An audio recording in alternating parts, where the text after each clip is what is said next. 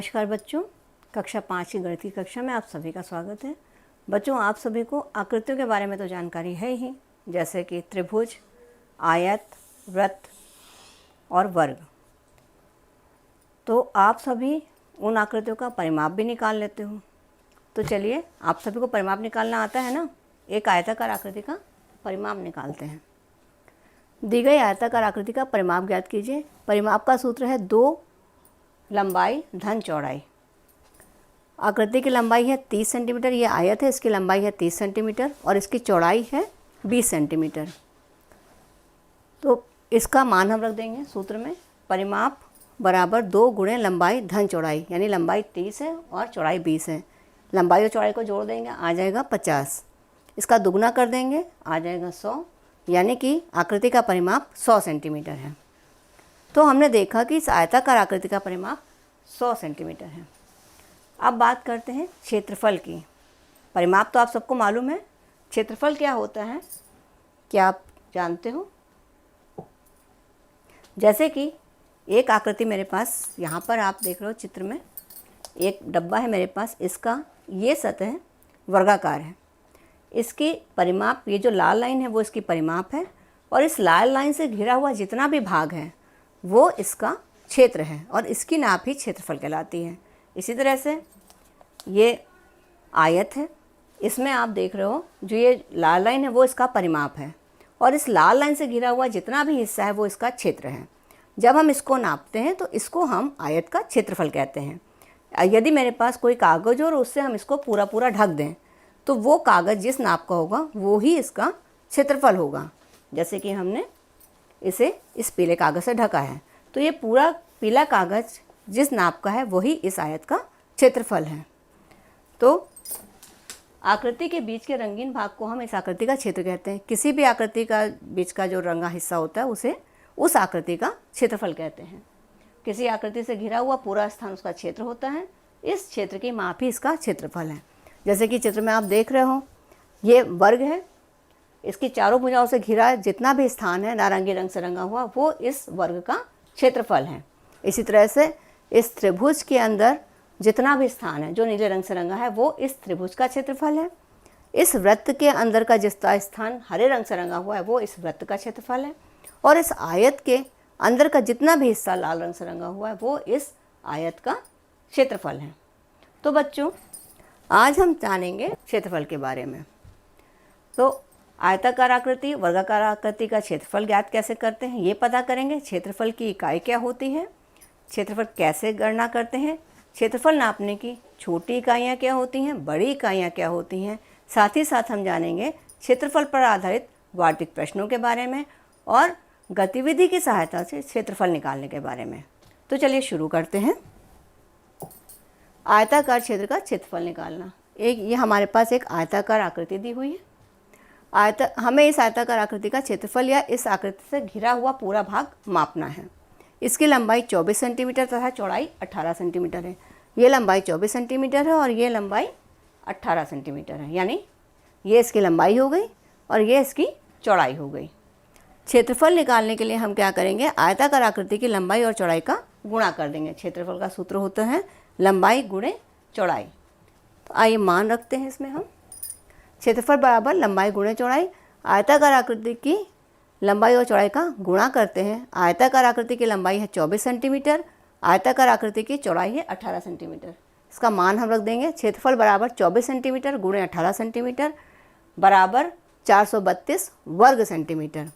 आयताकार क्षेत्र का क्षेत्रफल है 432 वर्ग सेंटीमीटर। क्षेत्रफल की इकाई लंबाई और चौड़ाई की इकाई का वर्ग होता है, क्योंकि हम लंबाई और चौड़ाई के साथ साथ इनकी इकाइयों का भी गुणा करते हैं। जैसे आप देख रहे हो यहाँ पर ये सेंटीमीटर, यहाँ सेंटीमीटर और यहाँ पे उत्तर आ गया वर्ग सेंटीमीटर, यानी सेंटीमीटर गुणे सेंटीमीटर को हम वर्ग सेंटीमीटर लिखते हैं। इसे हम इस तरह से भी ज्ञात कर सकते हैं। हम 1 सेंटीमीटर लंबाई और 1 सेंटीमीटर चौड़ाई वाले रंगीन कागज़ के कुछ टुकड़े ले लेंगे और दी हुई आयताकार आकृति में इन टुकड़ों को इस प्रकार से चिपकाएंगे कि टुकड़े एक दूसरे से बिल्कुल सटे हुए हों। 1 सेंटीमीटर लंबाई और 1 सेंटीमीटर चौड़ाई वाले रंगीन कागज़ के वर्गाकार टुकड़े का क्षेत्रफल होता है क्षेत्रफल बराबर लंबाई गुणे चौड़ाई। बराबर 1 सेंटीमीटर गुणे 1 सेंटीमीटर बराबर 1 वर्ग सेंटीमीटर। ये आप देख रहे हो एक आयताकार चित्र है जिसमें हमने रंगीन कागज़ के टुकड़े चिपकाए हुए हैं। तो क्षेत्रफल हम नापने के लिए क्या करेंगे, क्षेत्रफल को हम वर्ग इकाई में मापते हैं। चलिए गिनते हैं कुल कितने रंगीन वर्गाकार टुकड़े चिपकाए गए हैं। तो टुकड़े लंबाई में कितने टुकड़े हैं, 1 2 3 4 5 6 7, और टुकड़े चौड़ाई में 1 2 3 4 5। यहाँ हम मान रख देंगे 7 गुणे 5, गुणा कर देंगे 7 पचे 35, और सेंटीमीटर का सेंटीमीटर से गुणा होगा तो आ जाएगा वर्ग सेंटीमीटर, यानी इसका क्षेत्रफल आ जाएगा इस आयत का 35 वर्ग सेंटीमीटर। इसे हम इस तरह से भी गतिविधि के आधार से भी निकाल सकते हैं। जैसे कि आप देख रहे हो ये हमारे पास एक चित्र है आयत का, जिसका ये हिस्सा जो है वो इसका क्षेत्र है। इस पर अगर हम रंगीन कागज़ के टुकड़े चिपकाएं जिसका मान यानी जो 1 सेंटीमीटर लंबा और 1 सेंटीमीटर चौड़ा हो, तो वैसे हम अगर टुकड़े चिपकाएंगे तो ये कई सारे टुकड़े हैं। यहाँ पर हमने 2 रंग के ले लिए जिससे कि गिनना आसान हो जाए। प्रत्येक टुकड़ा 1 सेंटीमीटर लंबा और 1 सेंटीमीटर चौड़ा है। तो इन टुकड़ों को गिन करके हम इसका क्षेत्रफल निकाल सकते हैं। और अगर हम इस आयत का क्षेत्रफल की गणना करना चाहें तो हम इसकी लंबाई देखते हैं कितनी है। 1 2 3 4 5 6 7 8 9 10 11, इसकी लंबाई है 11। और चौड़ाई कितनी है, 1 2 3 4 5 6, चौड़ाई है 6। तो इसका क्षेत्रफल कितना हो जाएगा, 11 गुणे 6 बराबर 66 वर्ग सेंटीमीटर। और इसी के आधार पे हम इसकी परिमाप भी निकाल सकते हैं। परिमाप निकालने के लिए हमें क्या करना पड़ेगा, जो बाहरी किनारा है इसके वर्ग हमें गिनने होंगे, ये जो छोटे छोटे टुकड़े लगे हुए हैं, तो हमें इस आयत की परिमाप पता चल जाएगी। आगे चलते हैं। क्षेत्रफल ज्ञात कीजिए। आकृति, लंबाई, चौड़ाई और यहाँ पे क्षेत्रफल। पहला आयत है जिसकी लंबाई 8 सेंटीमीटर है और चौड़ाई 5 सेंटीमीटर है। क्षेत्रफल इसका निकालेंगे। 8 सेंटीमीटर गुणे 5 सेंटीमीटर बराबर 8 का पहाड़ा 5 बार पढ़ेंगे 40, और सेंटीमीटर गुणे सेंटीमीटर यानी वर्ग सेंटीमीटर। अगला आयत है जिसकी लंबाई है 9 सेंटीमीटर और चौड़ाई है 7 सेंटीमीटर। क्षेत्रफल हो जाएगा इसका 9 सेंटीमीटर गुणे 7 सेंटीमीटर बराबर 7 9 63 वर्ग सेंटीमीटर। अगला आयत है 15 मीटर लंबाई है इसकी और चौड़ाई है 10 मीटर।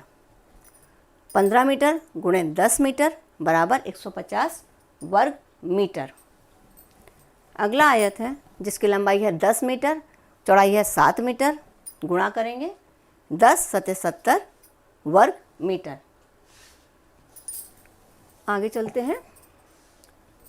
यदि किसी आयताकार वस्तु का क्षेत्रफल 120 वर्ग सेंटीमीटर हो तथा लंबाई 15 सेंटीमीटर हो तो उसकी चौड़ाई ज्ञात कीजिए। सूत्र हमें पता ही है, क्षेत्रफल बराबर लंबाई गुणे चौड़ाई।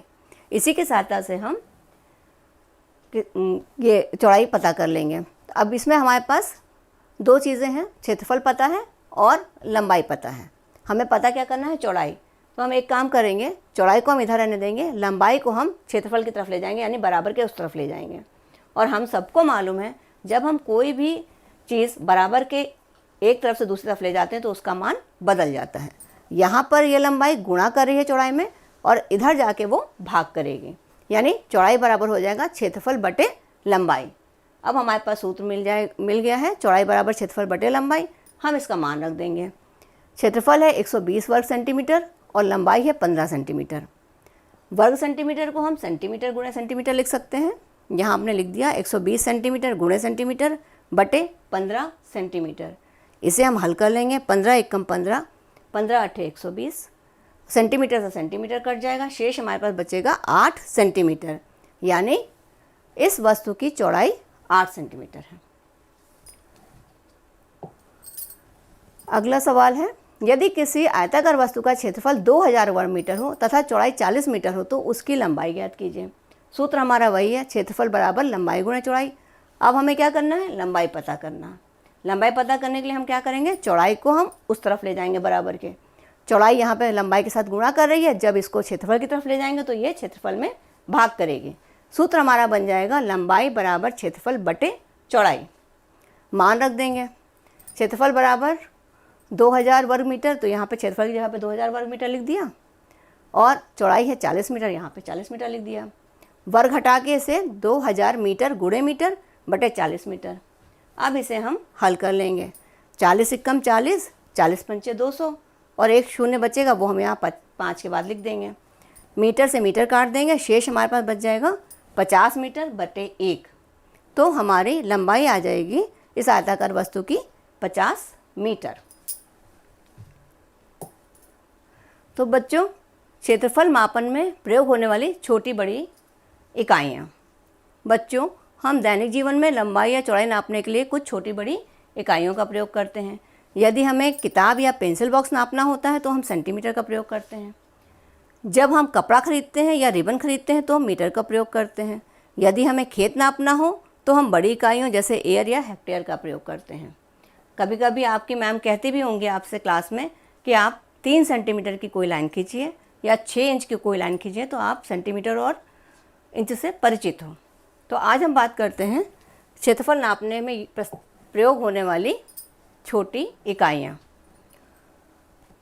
1 सेंटीमीटर बराबर 10 मिलीमीटर, 1 वर्ग सेंटीमीटर बराबर 1 सेंटीमीटर गुणे 1 सेंटीमीटर, 1 वर्ग सेंटीमीटर बराबर 10 मिलीमीटर गुणे 10 मिलीमीटर, 1 वर्ग सेंटीमीटर बराबर 100 वर्ग मिलीमीटर। इसी तरह से 1 मीटर बराबर 100 सेंटीमीटर, 1 वर्ग मीटर बराबर 1 मीटर गुणे 1 मीटर, 1 वर्ग मीटर बराबर 100 सेंटीमीटर गुणे 100 सेंटीमीटर, 1 वर्ग मीटर बराबर 10,000 वर्ग सेंटीमीटर। अब बात करते हैं बड़ी इकाइयों की। क्षेत्रफल मापन में प्रयोग होने वाली बड़ी इकाइयाँ। 1 एयर बराबर 10 मीटर गुणे 10 मीटर, 1 एयर बराबर 100 वर्ग मीटर, 1 हेक्टेयर बराबर 100 एयर, 1 हेक्टेयर बराबर 100 मीटर गुणे 100 मीटर, 1 हेक्टेयर बराबर 100 गुणे 100 वर्ग मीटर, और 1 हेक्टेयर बराबर 10,000 वर्ग मीटर। वर्गाकार क्षेत्र का क्षेत्रफल। आइए एक वर्गाकार आकृति बनाते हैं जिसकी प्रत्येक भुजा 5 सेंटीमीटर है। चित्र आप देख रहे हो, लंबाई भी 5 सेंटीमीटर और चौड़ाई भी 5 सेंटीमीटर। वर्गाकार क्षेत्र की प्रत्येक भुजा बराबर होती है, इसलिए वर्गाकार क्षेत्र का क्षेत्रफल भुजा गुणे भुजा।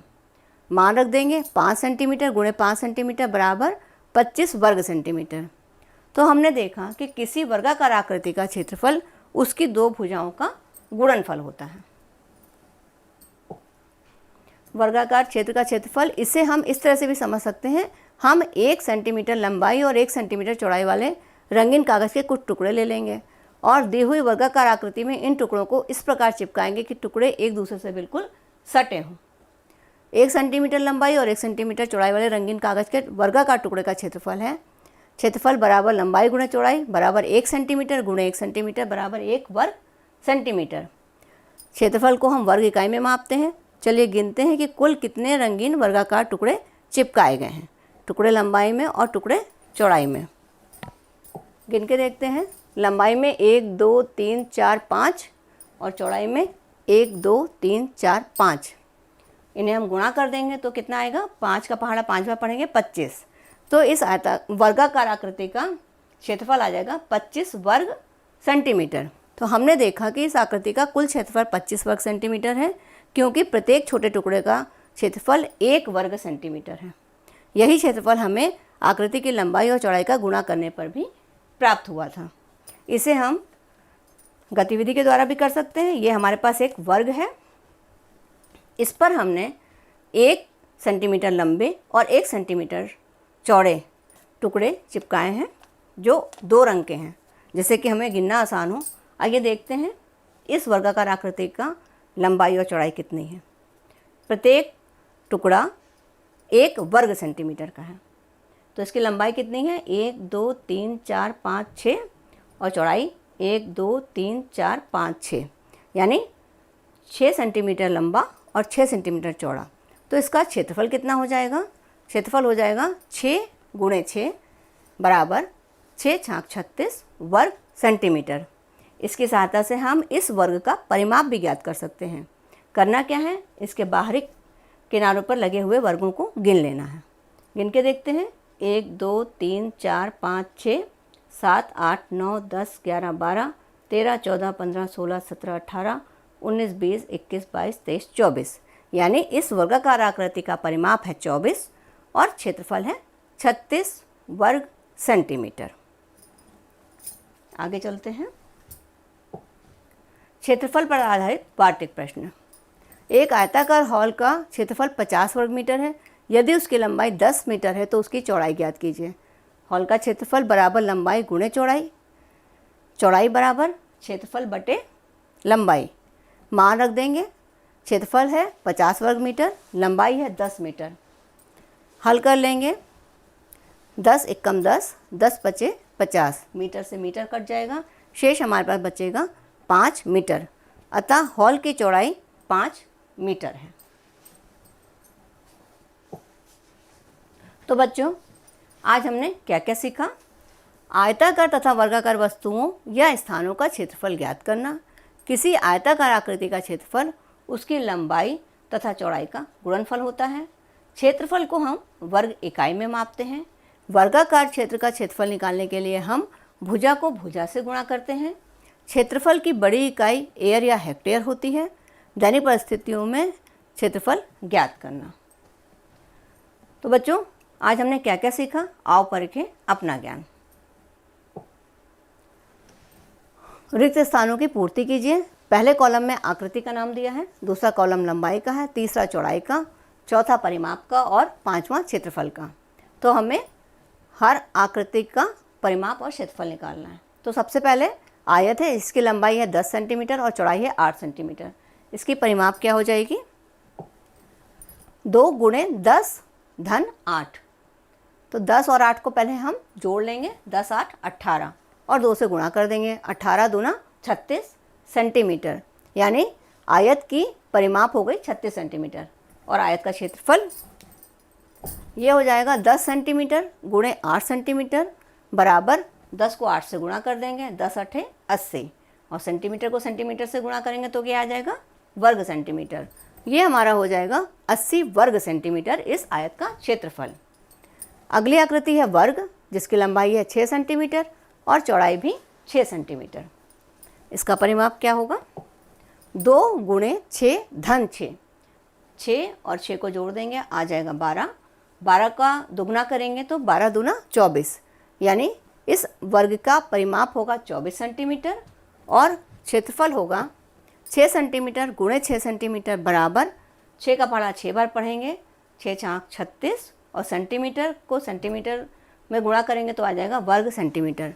तो इस वर्ग का क्षेत्रफल हो जाएगा 36 वर्ग सेंटीमीटर। अगली आकृति हमारे पास है आयत, जिसकी लंबाई है 5 मीटर और चौड़ाई है 4 मीटर। इसका परिमाप आ जाएगा 2 गुणे 5 धन 4। 5 और 4 को जोड़ेंगे, आ जाएगा 9। इसका दुगना कर देंगे, 9 दूना 18। तो इस आकृति की परिमाप हो जाएगी 18 मीटर और क्षेत्रफल हो जाएगा 5 मीटर गुणे 4 मीटर बराबर 5 का पढ़ा 4 बार पढ़ेंगे, 5 चौके 20 और मीटर से मीटर का गुणा करेंगे, आ जाएगा वर्ग मीटर, यानी 20 वर्ग मीटर। आखिरी आकृति हमारे पास है वर्ग, जिसकी लंबाई है 7 मीटर और चौड़ाई भी 7 मीटर है। इसका परिमाप आएगा 2 गुणे 7 धन 7। 7 और 7 को जोड़ लेंगे, कितना आएगा? 14। 14 का दुगना करेंगे, 14 दूना 28। तो इस वर्ग का परिमाप आ जाएगा 28 मीटर। क्षेत्रफल देखते हैं। 7 मीटर गुणे 7 मीटर। 7 का पहाड़ा 7 बार पढ़ेंगे, 7 7 49 और मीटर को मीटर से गुणा करेंगे तो आ जाएगा वर्ग मीटर, यानी 49 वर्ग मीटर। अगला सवाल देखते हैं। उस आयत का क्षेत्रफल ज्ञात कीजिए जिसकी लंबाई 15 मीटर और चौड़ाई 12 मीटर है। आयताकार आकृति की लंबाई तथा चौड़ाई का गुणा करते हैं। आयताकार आकृति की लंबाई बराबर 15 मीटर, आयताकार आकृति की चौड़ाई बराबर 12 मीटर। क्षेत्रफल बराबर लंबाई गुणे चौड़ाई। क्षेत्रफल बराबर 15 मीटर गुणे 12 मीटर, गुणा कर देंगे। क्षेत्रफल बराबर 180 वर्ग मीटर। अगला सवाल देखते हैं। उस वर्ग का क्षेत्रफल ज्ञात कीजिए जिसकी एक भुजा 16 मीटर है। वर्ग आकृति की भुजा बराबर 16 मीटर। क्षेत्रफल बराबर भुजा गुणे भुजा। क्षेत्रफल बराबर 16 मीटर गुणे 16 मीटर। क्षेत्रफल बराबर 256 वर्ग मीटर।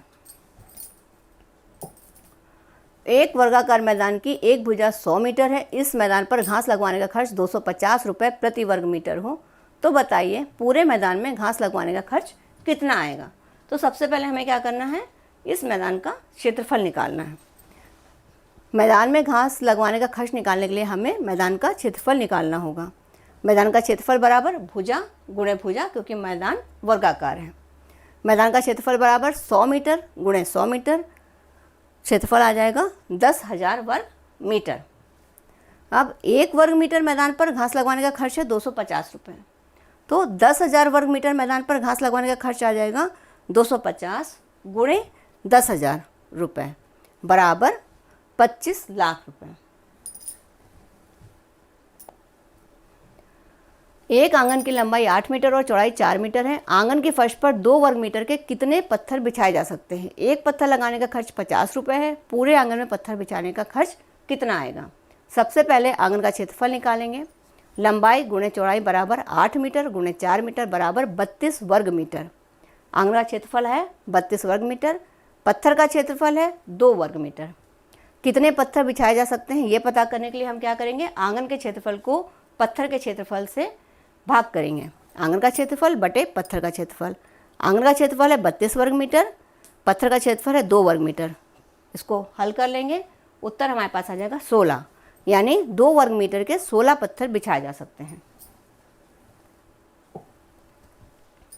एक पत्थर लगाने का खर्च है 50 रुपये, 16 पत्थर लगाने का खर्च है 16 गुणे 50 रुपये बराबर 800 रुपये, यानी कि पूरे आंगन में पत्थर बिछाने का खर्च 800 रुपये आएगा। तो बच्चों, प्रोजेक्ट कार्य और गृह कार्य नोट कर लीजिए। आप अपनी पेंसिल बॉक्स की लंबाई और चौड़ाई नापकर उसकी ऊपरी सतह का क्षेत्रफल ज्ञात कीजिए। गृह कार्य नोट करिए। गिनतारा की प्रश्न संख्या 128 पर अंकित सवाल हल कीजिए।